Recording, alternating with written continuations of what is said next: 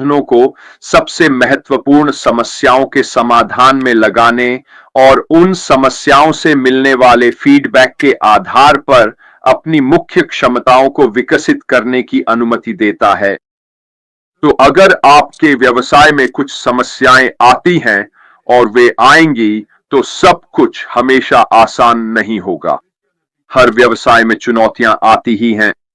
ऐसी कई चीजें सामने आएंगी जिन्हें आपको पार करना होगा ताकि आप सफल हो सकें। अगर आपके पास सही फोकस है, तो आप अपनी आवंटित समय को इस बात में लगा पाएंगे कि इस समस्या का सबसे अच्छा समाधान किस तरह से किया जा सकता है, और यह आगे बढ़ते रहने के लिए वाकई बहुत जरूरी है। अंतिम लक्ष्य के लिए, जो कि आपके अपने व्यवसाय में आपकी सफलता है, यह प्रतिस्पर्धात्मक स्थिति को मजबूत करने में भी मदद करता है। अब फोकस प्रतिस्पर्धात्मक स्थिति को मजबूत करने में कैसे मदद करता है? किसी विशेष क्षेत्र में विशेषज्ञता हासिल करके और उसमें उत्कृष्टता प्राप्त करके आप एक व्यवसाय के रूप में मजबूत प्रतिष्ठा बना सकते हैं, प्रतिस्पर्धात्मक बढ़त हासिल कर सकते हैं और ग्राहक वफादारी को बढ़ावा दे सकते हैं। यहां हम एक बार फिर ग्राहक वफादारी की बात पर लौटते हैं। मैंने बहुत समय से यह कहा है कि मुझे लगता है कि हमारे ग्राहकों के साथ जो स्पष्ट तालमेल होगा, हमारे ग्राहकों के साथ जो संबंध होगा, वह भविष्य में बेहद बेहद महत्वपूर्ण होने वाला है।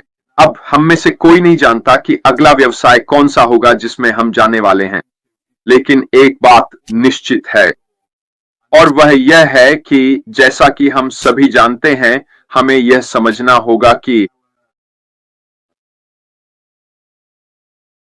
अगर हम कुछ खास क्षेत्रों में विशेषज्ञता के रूप में अपनी ताकत और प्रतिष्ठा रखते हैं, तो वही हमें प्रतिस्पर्धात्मक बढ़त देगा। वास्तविक रूप में यह एक अच्छा बिक्री रणनीति होगी जिसे हम अपने व्यवसाय को आगे बढ़ाने के लिए इस्तेमाल कर सकते हैं। और यहां आखिरी कुछ बातें हैं। नवाचार को प्रोत्साहित करना। जब कोई व्यवसाय केंद्रित होता है, तो वह अपने चुने हुए क्षेत्र में विशेषज्ञ ज्ञान और नवाचारी समाधान विकसित करने में निवेश कर सकता है। अब यह बात हमारे अपने व्यवसाय में सच न भी हो, लेकिन निश्चित रूप से हमारे सीईओ के व्यवसाय में यह लागू होती है। वह स्पष्ट रूप से अपने व्यवसाय पर केंद्रित हैं और इसका असर भी दिखता है। किसी ने मुझे यह नहीं बताया है, लेकिन अगर हमें यह सिखाया जाए कि सही तरीके से संवाद कैसे करें, तो क्या यह सीखना एक अद्भुत चीज नहीं होगी? क्योंकि इससे बहुत सारे नए रास्ते खुल जाते हैं। अगर आप हर परिस्थिति में संवाद की कला को सही तरीके से सीख लें और आपको यह सिखाया जाए कि सही तरीके से संवाद कैसे करें, तो यह एक अद्भुत कौशल है जिसे सीखना चाहिए, क्योंकि इससे आपके लिए कई नए रास्ते खुलेंगे। मुझे नहीं पता कि यह वहां होगा या नहीं, लेकिन यह तर्कसंगत है कि होना चाहिए, क्योंकि यह अपने व्यवसाय के बारे में लोगों से आत्मविश्वास के साथ बात करने का एक बहुत ही महत्वपूर्ण हिस्सा है। तो एक टॉकिंग सर्कल का संदर्भ लें। यह एक संवाद का तरीका है जहां यह सुनिश्चित किया जाता है कि सभी की समान भागीदारी हो और गहरी समझ विकसित हो। टॉकिंग पीस का उपयोग करने का अर्थ है कि केवल वही व्यक्ति बोलता है जिसके पास वह वस्तु है और बाकी लोग ध्यान से सुनते हैं। यह सम्मान केंद्रित सुनने और सभी समूहों के लिए आवश्यक सिद्धांत को मजबूत करता है।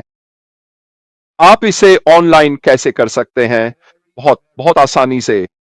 अब अधिकांश ऑनलाइन संचार प्लेटफॉर्म में यह सुविधा है। इनमें हाथ उठाने का बटन होता है। यह वास्तव में यह बताने का तरीका है कि मैं बोलना चाहता हूं, और बैठक का आयोजक या जो व्यक्ति बैठक का संचालन कर रहा है, वह देखेगा कि किसी ने हाथ उठाया है और वह इसे स्वीकार करेगा। इसका मतलब है कि उस व्यक्ति को पता है कि अगली बार वही बोलेगा। यही एक बहुत ही प्रभावशाली बात है, क्योंकि इससे व्यक्ति को सहज महसूस होता है। उसे लगता है कि उसे नोटिस किया गया है, और इसका मतलब है कि समूह का सम्मान उस व्यक्ति के लिए रहेगा ताकि वह सवाल पूछ सके। तो अंततः मजबूत संवाद केवल जानकारी का आदान प्रदान करने के बारे में नहीं है, यह एक ऐसी संस्कृति को बढ़ावा देने के बारे में भी है जहां हर सदस्य खुद को मूल्यवान, समझा हुआ और समूह के साझा लक्ष्यों से जुड़ा हुआ महसूस करे। फिर से सोचिए, आपके समूह या आपके सर्कल का उद्देश्य क्या है? आपके समूह का उद्देश्य क्या करना है? फिर से यह जरूरी है कि आप सोचें कि आप क्या हासिल करना चाहते हैं और अपने समूह के साथ इस बारे में पूरी तरह से खुलकर बात करें। आप अपने सर्कल के भीतर क्या हासिल करना चाहते हैं? आपका उद्देश्य क्या है? आपका लक्ष्य क्या है? और अगर आप कर सकें, बिल्कुल स्पष्ट रूप से बताएं कि आप क्या करने की कोशिश कर रहे हैं। यही वह आनंद था जो उन्होंने अपने परिवार के साथ महसूस किया, जब उन्हें एहसास हुआ कि अगर वह इस बंटे हुए संसार में लोगों को फिर से उनके जीवन में अर्थ देने के लिए कुछ नहीं कर रहे हैं, तो कम से कम कोई तो कहीं था जिसने मुझे पीने के लिए पानी दिया, कोई तो था जिसने मेरी जिंदगी बदल दी, मुझे मेरे अपने जीवन में अर्थ दिया। अगर लोग ऐसा कुछ करने की इच्छा रख सकते हैं, तो वे न केवल खुद को ऊपर उठा रहे हैं, बल्कि वे अपने आसपास के लोगों, अपने समुदाय और अपने आसपास की दुनिया को भी ऊपर उठा रहे हैं। क्योंकि लोग आपको आपकी जेब में क्या है इसके लिए नहीं, बल्कि आपने जो अच्छा किया है उसके लिए याद रखेंगे। यही वह जगह है जहां आपका नाम लिखा जाएगा। आप चाहते हैं कि लोग आपको किस रूप में याद रखें, यह आपके ऊपर है। आप जानते हैं, दिन के अंत में मैंने एक बात कही थी। ज्यादातर वेबिनार में मैंने कहा कि जिस दिन आप पैदा हुए थे, उसी दिन से आप अपनी छाप छोड़ते हैं। आप किस तरह की छाप छोड़ना चाहते हैं, यह आपके ऊपर है। लेकिन मैं एक बेहतर छाप छोड़ना चाहता हूं, और यही बिल्कुल मिस्टर अल्फारा कर रहे हैं। आप जानते हैं, उन्होंने चीजों को देखा और कहा कि मैं कभी हार नहीं मानूंगा, चाहे कुछ भी हो जाए।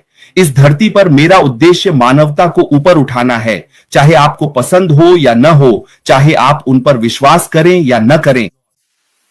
वह यह भी नहीं देख रहे कि कौन उन पर विश्वास करता है, वह बस वही कर रहे हैं जो उन्हें सही लगता है। उन्हें इस बात की परवाह नहीं है कि आप सोचते हैं कि वह बाएं जा रहे हैं या दाएं, और यही एक सच्चे दूरदर्शी की पहचान है। कोई ऐसा व्यक्ति जो अपने चारों ओर होने वाले शोर को नहीं सुनता, वह अपने दिल की बात, अपने उद्देश्य और अपने मिशन को पूरा करने पर केंद्रित है, जो भगवान ने उन्हें इस धरती पर भेजते समय दिया था। और उन्होंने कहा कि मैं कुछ ऐसा करना चाहता हूं जिससे न केवल मेरी जिंदगी बदले, बल्कि मेरे आसपास के लोगों की भी। अगर आप खुद को ऊपर नहीं उठा सकते, तो दूसरों को कैसे ऊपर उठाएंगे? वह एक सपना बना रहे हैं जो उनका अपना सपना है, ताकि मेरा अपना सपना भी पूरा हो सके। वह ऐसा मंच बना रहे हैं जहां मैं फिर से उठ सकूं, जहां मैं कह सकूं, ठीक है, जिन लोगों ने अपनी उम्मीद खो दी है, उनके लिए जीने का एक अर्थ है। जिनकी आवाज नहीं है, वे भी अपनी आवाज पा सकते हैं। लोग कह सकते हैं, वाह, मेरे जीने का एक कारण है। कभी कभी हम अपने साल तो जी लेते हैं, लेकिन वैसी जिंदगी नहीं जीते जैसी हम जीना चाहते हैं।